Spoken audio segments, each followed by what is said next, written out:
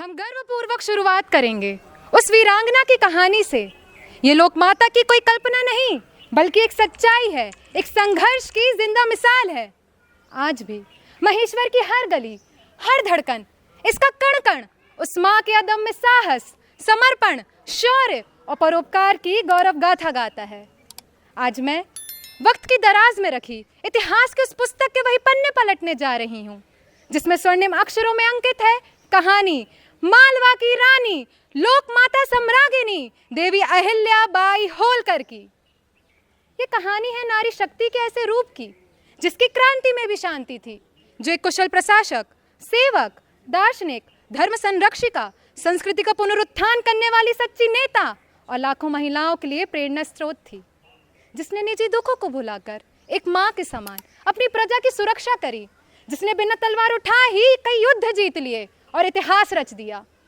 वह सिर्फ एक बहादुर रानी नहीं, बल्कि एक कुशल राजनेता भी थी। अंग्रेजों के बढ़ते प्रभाव के उस दौर में, जब सभी भारतीय शासक अंग्रेजी हुकूमत के सामने अपने घुटने टेकने लगे, तब देवी अहिल्या उस दीपक के समान उभर कर आई, जिसने स्वाभिमान की कीर्ति से संपूर्ण देश को प्रकाशित कर दिया, जिसने तलवार से नहीं न्याय से शासन किया। ऐसी रानी नहीं, युग दृष्टा थी अहिल्या बाई होलकर। देवी अहिल्या ने भारत के कोने कोने में बसे मंदिरों का निर्माण कराया।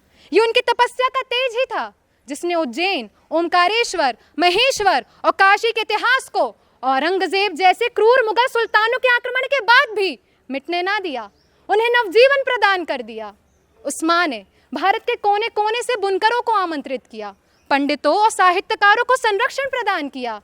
महेश्वर की इस पावन धरा को उन्होंने न केवल अपनी राजधानी और कर्म भूमि के रूप में चुना, बल्कि इसे संगीत, साहित्य और कला का अद्वितीय केंद्र भी बना दिया और यह सिद्ध कर दिया कि एक स्त्री केवल गृहलक्ष्मी नहीं होती, बल्कि वह राजधर्म की पालक भी बन सकती है। आज जब 300 वर्ष बाद भी हम उस माँ को याद करते हैं, तो वह इतिहास की एक सामान्य रानी नहीं, बल्कि लोक माता पुण्य श्लोका देवी अहिल्या बाई होलकर के रूप में हमारी आंखों के सामने जीवंत हो जाती हैं। मेरे प्रिय भारतवासियों, मैं आप सभी से कहना चाहती हूँ कि जब हम इस देश के निर्माण की बात करें, जब हम संस्कृति, आस्था और नेतृत्व की बात करें, तब हमें देवी अहिल्या के योगदानों को याद करना होगा। आज जब इस देश का युवा दिशा खोज रहा है, जब इस देश को संस्कृति और न्याय की जरूरत है, जब नारी चेतना को पहचान दी जा रही है, तब देवी अहिल्या की गौरव गाथा हमें याद दिलाती है कि नेतृत्व पद से नहीं, बल्कि विचार और सेवा से जन्म लेता है। एक सच्चा राष्ट्रभक्त वही है जो अपनी संस्कृति को मिटने ना दे, और एक सच्ची नारी वही है जो शक्तिशाली है, संरक्षण में भी और संवर्धन में भी। धन्यवाद। एक बार जय बोलिए पुण्य श्लोका लोक माता देवी अहिल्या बाई होलकर।